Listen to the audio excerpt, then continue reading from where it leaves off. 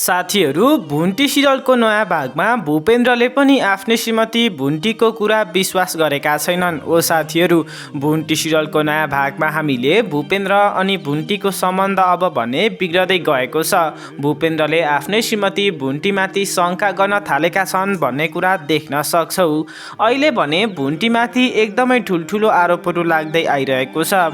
सबैभन्दा सुरुमा त भूमिकाको बदनाम गर्न खोजेको भन्ने आरोप भुन्टीमाथि लाग्यो। त्यस पछाडि भने भुन्टीले नै यो सबै घटनाहरू घटाएको हो। भूमिकामाथि दुर्व्यवहार हुनुमा भुन्टीको नै हात छ। विगतमा बालकुमारी अनि भूमिकाले जसरी भुन्टीलाई दुःख दिएका थिए त्यसैको बदला लिनको लागि भुन्टीले यो सबै घटनाहरू घटाएको भन्ने आरोप भुन्टीमाथि लागेको छ। जसले गर्दा अहिले भने भुन्टी एकदमै ठुलो समस्यामा फसेकी छिन् अनि भुन्टीमाथि यति धेरै आरोपहरू लागेका कारणले गर्दाखेरि सबैजना भुन्टीको विरुद्धमा भएका छन्। सुरुमा त भूमिका अनि भीमले मात्र भुन्टीलाई दुःख दिने गर्थे अनि भुन्टीमाथि यो सबै आरोपहरू लगाउने गर्थे।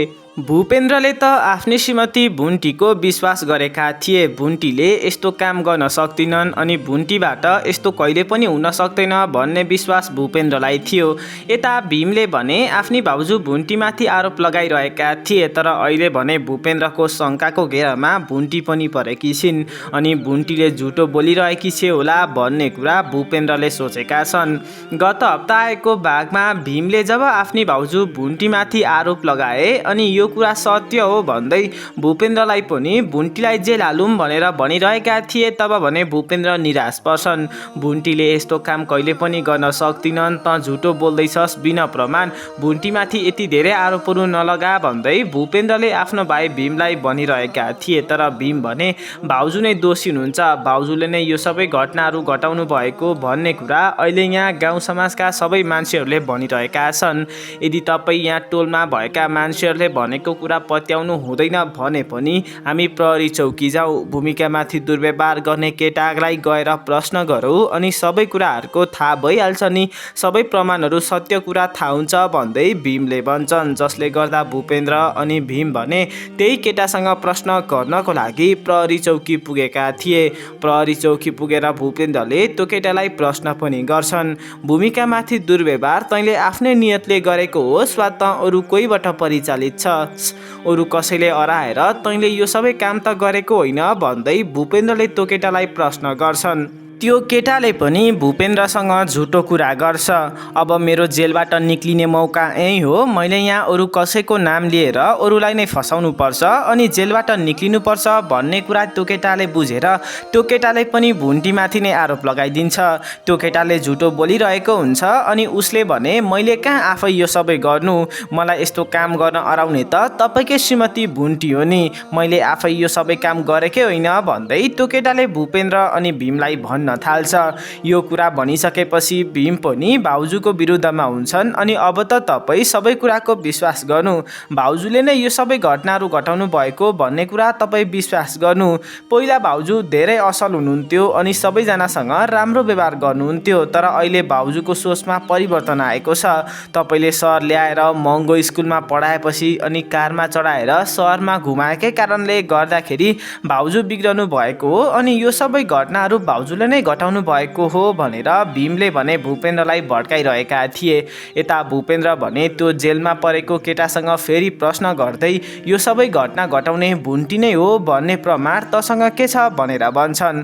अनि उक्त केटाले भने मेरो मोबाइलमा भुन्टीले राति फोन गरेर सबै योजनाहरू सुनाएको कल डिटेल छ, त्यहाँ गएर मेरो मोबाइल फोन हेर्नु अनि भुन्टीले फोन गरेको थियो कि थिएन तपाईँले थाहा हुन्छ भन्दै त्यो केटाले भन्न थाल्छ। त्यस पछाडि भूपेन्द्र भने त्यो केटाको मोबाइल फोन हेर्न जान्छन् अनि त्यहाँ गएर उक्त केटाको मोबाइल फोन हेर्दा त्यहाँ भुन्टीले फोन गरेको देख्छन्। त्यस पछाडि भने भूपेन्द्रले पनि आफ्नी श्रीमती भुन्टीलाई शङ्का गर्न थालेका हुन्।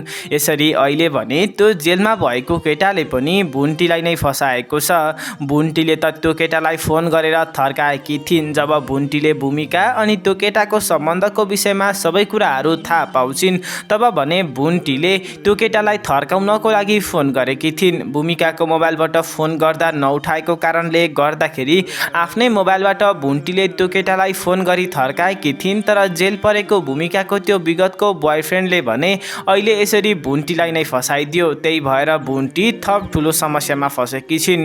यता विगतमा देखि नै भुन्टी भने आफूमाथि लाग्दै आएका यी सबै आरोपहरू झुटा हुन्, मैले केही पनि गरेको छुइनँ भनेर सबैलाई सम्झाउने कोसिस गरिरहेकी थिइन्।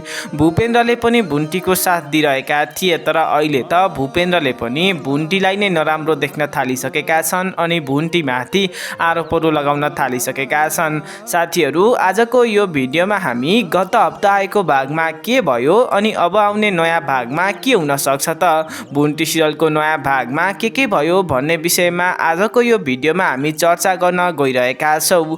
भुन्टी सिरियलको नयाँ भागमा यसरी भुन्टी विरुद्ध प्रमाण फेला पारिसकेपछि भूपेन्द्र अनि भीम भने रिसाउँदै घरतिर गएको देख्न सक्छौँ।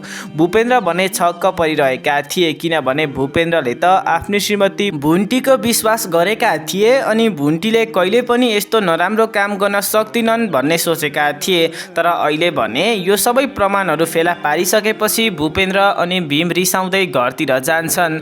भीमले भने आफ्नो दाजु भूपेन्द्रलाई प्रश्न गर्दै अब के गर्ने, भाउजू विरुद्ध प्रमाण पनि फेला पर्यो, अब त भाउजूलाई जेलै त हाल्ने होला नि भनेर सोध्छन्। भूपेन्द्र भने केही बोलिरहेका हुँदैनन् अनि धेरै निराश मुद्रामा देखिन्छन्। त्यस पछाडि आफ्नो भाइ भीमलाई जवाफ दिँदै उनले अब सबै कुरा गएर भुन्टीलाई सोध्ने अनि त्यस पछाडि भुन्टीले होइन भनिन् भने यहाँ प्रहरी चौकी ल्याएर त्यही केटाको अगाडि राखेर सबै कुराहरू सोध्ने भन्ने निष्कर्षमा पुग्छन्। त्यस पछाडि भने भूपेन्द्र अनि भीम चुपचाप आफ्नो घरतिर गइरहेका हुन्छन् अनि घर पुगिसकेपछि उनीहरूले भूमिकालाई धेरै चोटपटक लागेको अवस्थामा फेला पर्छन्। भूमिका भने घरदेखि बाहिर आएर लडेर रोइरहेकी थिइन् अनि भूमिकाको जिउमा धेरै चोटपटक थियो। यो देखेर भीम अनि भूपेन्द्र दुवैजनाले के भयो भनेर प्रश्न गर्छन्। भूमिकाले भने त्यहाँ भए नभएको आरोपहरू लगाउँछिन्। भुन्टीले मलाई मार्ने कोसिस गरी, तपाईँले त मेरो हात खुट्टा बाँधिदिएर जानुभएको थियो, तर भुन्टी मेरो कोठामा आई अनि मेरो हात खुट्टा खोलेर मलाई मार्ने कोसिस गरी भन्दै भूमिकाले त्यहाँ भए नभएको आरोप आफ्नी भाउजू भुन्टीमाथि लगाउँछिन्। वास्तवमा भने उल्टै भूमिका चाहिँ आफ्नी भाउजू भुन्टीको हात खुट्टा बाँध्न गएकी थिइन् अनि भुन्टीसँग झगडा गर्ने नियतले गएकी थिइन्। भूपेन्द्रले भूमिकाको हात खुट्टा बाँधिदिसकेपछि त्यो डोरीबाट फुत्केर भूमिका भने भुन्टी भए ठाउँमा झगडा गर्ने नियत लिएर गएकी थिइन् अनि भूमिकाले आफ्नै भाउजूको चाहिँ हात खुट्टा बाँध्ने कोसिस गरिरहेकी थिइन्। सुरुमा त भुन्टीले भूमिकालाई राम्रोसँग सम्झाउँदै हुन्छन्, यसरी तपाईँ मेरो विरुद्धमा नलाग्नु, मैले तपाईँलाई केही पनि गरेको छैन भन्दा पनि भूमिकाले उल्टै भुन्टीलाई दुःख दिने कोसिस गरिन्। अन्तिममा आएर आफ्नो रिसलाई नियन्त्रण गर्न नसकेर भुन्टीले भने भूमिकालाई कुटेकी हुन्छन्। तर आफ्नो दुवैजना दाजुहरू आउँदा भने भूमिकाले अर्कै कुरा गरिन्, भए नभएको आरोपहरू लगाइदिएकी छिन्। यता भूपेन्द्र भने प्रहरी चौकी गइसकेपछि भुन्टी विरुद्ध भेटाएको त्यो प्रमाणका कारणले गर्दाखेरि नै धेरै रिसाइरहेका थिए। त्यसमाथि पनि भूमिकालाई यो अवस्थामा देखेर भूपेन्द्र धेरै रिसाउँछन् अनि रिसाउँदै भूपेन्द्र भने आफ्नी श्रीमती भुन्टी भए ठाउँतिर जान्छन्। यता भीम भने भूमिकालाई फेरि प्रश्न गर्छन्। त्यो समयमा त्यहाँ भने भीम अनि भूमिका मात्र थिए। साँच्चै नै भाउजूले तँलाई यसरी कुटेको हो त भनेर भीमले आफ्नी बहिनी भूमिकालाई सोध्छन्। भूमिकाले भने भीमसँग चाहिँ सत्य कुरा गर्छिन्। खासमा त मैले चाहिँ भुन्टीलाई कुट्छु भनेर गएको थिएँ, तर उल्टै भुन्टीले मलाई कुटी, त्यो भुन्टीलाई त कहाँ कुट्न सकिने रहेछ र भन्दै भूमिकाले जवाफ दिन्छन्। अनि मैले भूपेन्द्र दाजुको अगाडि सत्य कुरा भने त भूपेन्द्र दाइले उल्टै मलाई कराउनु होला, त्यही भएर यो आरोप लगाइदिएको भनेर भूमिकाले भन्छन्। अनि मैले भुन्टी विरुद्ध यस्तो नराम्रो आरोप लगाएर राम्रो काम त गरेँ नि, मैले ठिक गरेँ नि भन्दै भूमिकाले भीमलाई प्रश्न गर्दा भीमले पनि ठिक गरिस्, एकदमै राम्रो काम गरिस् भनेर भन्छन्। यहीँबाट पनि हामी भने भीम अनि भूमिका भुन्टीलाई कति धेरै फसाउन खोजिरहेका छन् अनि भुन्टीसँग कति धेरै नराम्रो व्यवहार गर्छन् भन्ने कुरा देख्न सक्छौँ। जब भूमिकाले मैले गलत आरोप लगाएको हो भन्ने कुरा भीमलाई भनेकी थिए, तब भीमले पनि भूमिकाको कुरामा सहयोग गरेका छन्, जसले गर्दा भूमिका अनि भीम त धेरै रिसाइरहेका छन्। उनीहरू जसरी पनि भुन्टीलाई फसाउन खोजिरहेका छन् भन्ने कुरा देख्न सक्छौँ। त्यति मात्र नभएर भीमले त्यहाँ आफ्नै बहिनी भूमिकालाई तमाथि त्यसरी दुर्व्यवहार हुनुमा त भुन्टीको हात रहेछ, भुन्टीले नै सबै योजना बनाई तँलाई यो अवस्थामा पुर्याएको रहेछ भनेर पनि भन्छन्। ओ साथीहरू, भीमले त्यहाँ सबै कुरा भूमिकालाई पनि भन्छन्। जुन कुरा झुटो थियो त्यही कुरालाई सत्य भन्दै भीमले यो कुरा भूमिकालाई भन्छन्। उसै त भूमिका आफ्नी भाउजू भुन्टीको विरुद्धमा भएकी थिइन् अनि त्यसमाथि भीमले सुनाएको यस्तो कुरा सुनेर भूमिका पनि धेरै रिसाउँछिन्। भीम भने आफ्नी बहिनी भूमिकालाई सम्हाल्दै अब माथि जाउँ, दाइले भाउजू विरुद्ध ठुल्ठुलो प्रमाणहरू भेटाएका छन्, अब भाउजूलाई घरदेखि निकालिदिने हो कि यो घरमा के हुन्छ माथि नै गएर हेरौँ भन्दै भीम अनि भूमिका भने भूपेन्द्र अनि भुन्टी भए ठाउँमा जान्छन्। उता भूपेन्द्र भने भुन्टी भए ठाउँमा गएर भुन्टीलाई कराउँदै भुन्टी यो सब के हो भनेर भन्छन्। यता भुन्टी भने पक्कै पनि भूपेन्द्रले भूमिकामाथि लागेको चोटपटकको विषयमा कुरा गरेको होला भन्ने सोचेर मैले भूमिकालाई कुटेकै हो, मसँग झगडा गर्ने नियतले आइन्, मैले सम्झाएको पनि हो, सम्झाउँदा नलागेपछि मैले कुटेको हो भनेर भन्छन्। यता भूपेन्द्र भने रिसाउँदै मैले भूमिकामाथि हातपात भएको, तिम्रो अनि भूमिकाको झगडा भएको कुरालाई मैले ठुलो रूपमा लिन, तर भूमिकामाथि दुर्व्यवहार गर्ने केटासँग तिमी किन बोल्यौ, राति राति फोन गरेको रहेछौ त भन्दै यसरी भूपेन्द्रले भुन्टीलाई सोध्छन्। भुन्टीले पनि त्यो कुरा सम्झन्छन्, तर यहाँ मैले सत्य कुरा भने कसैले पनि पत्याउँदैनन् भनेर भुन्टी त्यहाँ निराश पर्छिन्। यसरी भूपेन्द्रले पनि भुन्टीलाई नै शङ्का गरेको देखेर भुन्टी निराश पर्छिन्। यहाँ तपाईँका सबैजना मान्छेहरूले मलाई मार्ने कोसिस गरिरहेका छन्, तपाईँले मेरो साथ अनि सहयोग दिएर नै म यहाँ बसेको हुँ, यदि तपाईँले ममाथि यति धेरै आरोप लगाउनुहुन्छ भने म पनि यहाँ बस्न सक्दिनँ भनेर भुन्टीले भन्छन्।